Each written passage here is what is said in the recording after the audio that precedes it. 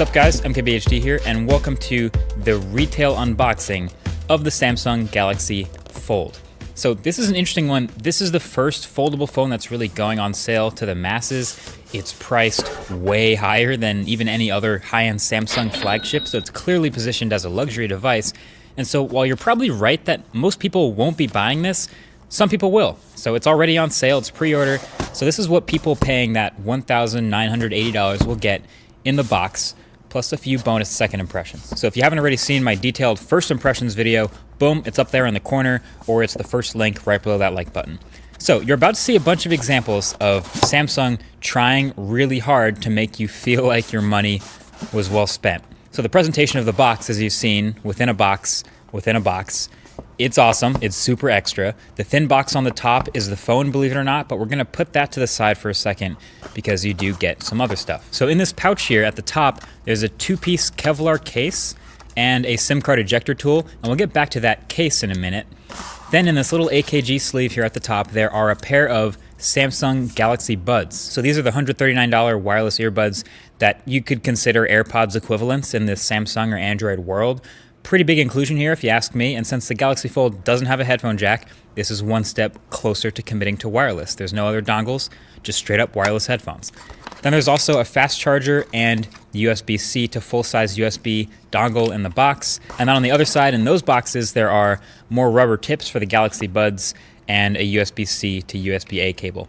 And then that's it for accessories, which brings us back to this thin white box from the top. Just like the other box, it says Galaxy, but folded, so Galaxy Fold. And inside is the phone, folded flat. So that's why it's so thin. I don't know exactly why they ship it like this, if it's to avoid having a big crease from the factory, or it's just more dramatic, or both, or neither, I don't know. But it ships flat. This is the black one. And then I'll shut up for a second so we can get the plastic off it.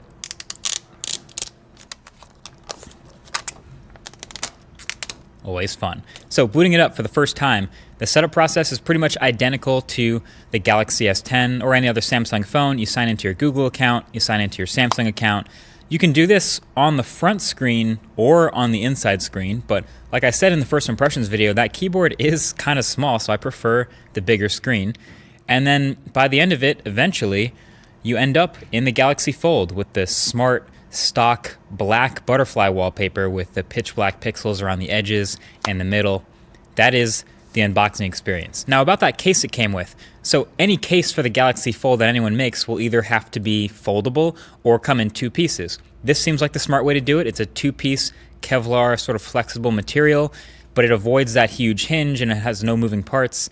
It has adhesive, of course, also on the inside that you can line up to attach it, but you don't actually have to use the adhesive if you don't want to. I found the installation goes on and comes off just fine.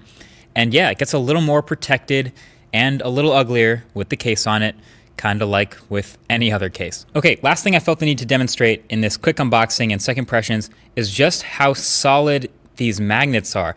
I didn't have a mic at the first impressions, but now I do have one, so